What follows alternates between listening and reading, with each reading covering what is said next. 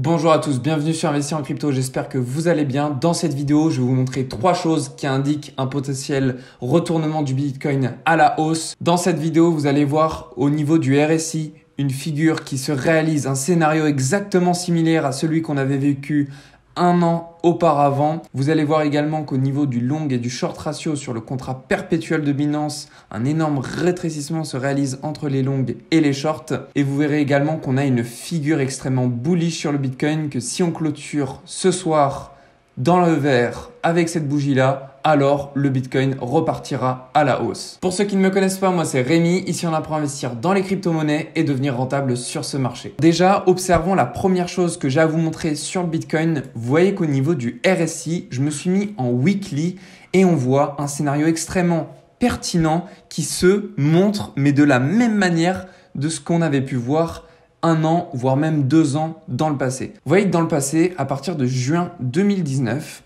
on avait réalisé une trendline de par les points hauts ici sur le RSI qui montrait clairement une tendance baissière sur le Bitcoin.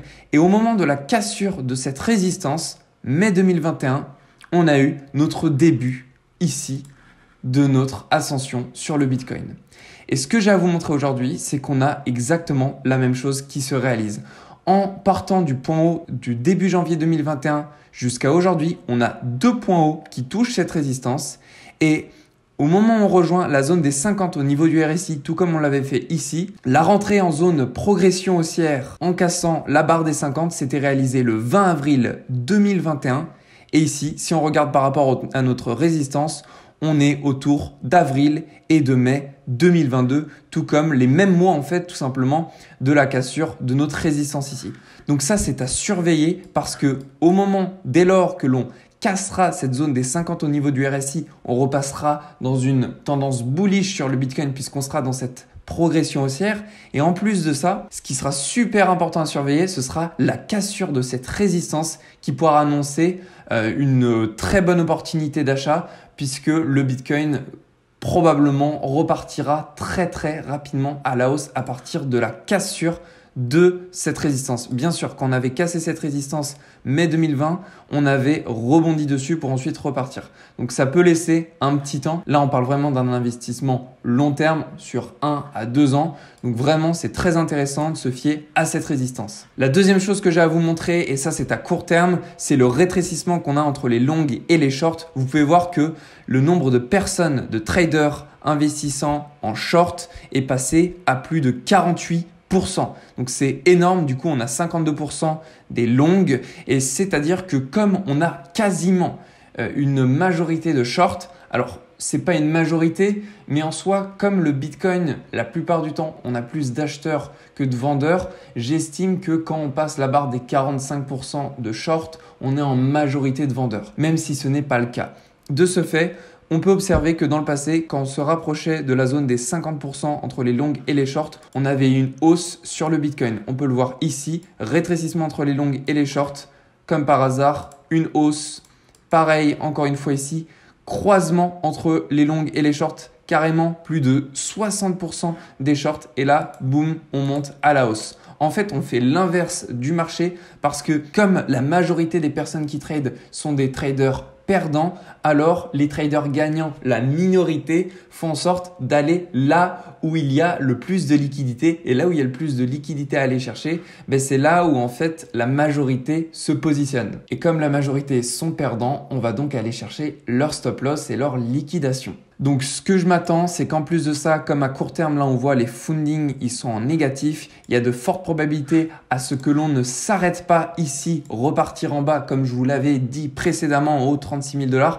Peut-être qu'on le fera plus tardivement, mais là il y a plus de probabilités à ce qu'on parte directement à la hausse à court terme. Dernier point très important que j'ai à vous montrer, c'est la clôture de notre bougie ici en weekly. Ça pourrait annoncer la rupture de notre tendance baissière à court terme, juste celle-ci, celle des 2 semaines, ce qui nous montrerait du coup une figure qui s'appelle la bougie du marteau. Et cette figure-là nous montre simplement qu'il y a une puissance acheteuse beaucoup plus conséquente que celle des vendeurs. Et vous pouvez d'ailleurs voir qu'on a fait exactement la même chose juste avant. On avait eu ce qu'on appelle un shooting star ou étoile filante. Et cette étoile filante nous avait retourné notre petite tendance haussière qu'on avait sur les 2 semaines en tendance baissière. Donc là, ce à quoi je m'attends, c'est un W weekly puisque le point bas ici est plus haut que son précédent. Et de ce fait, on pourrait atteindre la prochaine target des 47 000 $. Je vous dis ça parce que ça correspond tout simplement au haut du canal qu'on a ici de cette résistance et par rapport aussi à ce support. Donc le haut de canal se trouve autour des 47 000 $. Et si on est amené à casser cette ligne de coup de notre W, alors la target potentielle sera les 55 000 $. Également, pour confirmer la hausse, il faudra que l'on casse en même temps la zone des 0,382 de notre retracement de Fibonacci. Et on peut voir qu'en plus de ça, notre retracement de Fibonacci au 0,382 corrèle parfaitement avec la ligne de coup qu'on a juste ici. Si on casse et que l'on clôture en weekly au-dessus de ce niveau des 47 000 $, alors la target des 1,618 sera fortement envisageable. Ce sera celle sur laquelle il faudra s'attendre. Pourquoi? Parce que déjà, c'est notre extension de Fibonacci, donc ce sera forcément une target sur laquelle les acheteurs qui ont tradé le Bitcoin vont commencer à vendre leur position. Et aussi parce que pour les vendeurs, ça va être l'endroit parfait. Vous voyez la zone des 0,618 qui corrèle avec la zone des 1,618. Et cette zone-là, c'est ce qu'on appelle la zone de rechargement ou zone d'OTE, Optimal Trade Entry, qui va permettre aux vendeurs de prendre des positions vendeuses. Et ce qui appuie en plus le fait qu'on va fortement rejoindre la target des 55 000 $ en cassant et clôturant au-dessus de la zone des 47 000, c'est que tout simplement, on a deux choses.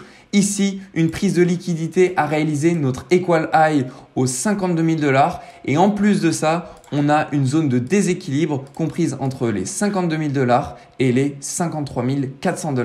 Donc la prochaine target à aller chercher à moyen terme, si on casse notre ligne de coup et la zone des 0,382 aux 47 000, ce sera la target des 55 000 $. Merci à tous d'avoir regardé cette vidéo, j'espère qu'elle a pu vous faire plaisir. Si vous souhaitez en apprendre plus sur les revenus passifs et les crypto-monnaies, je vous invite à cliquer sur le lien dans la description pour rejoindre notre club d'investisseurs.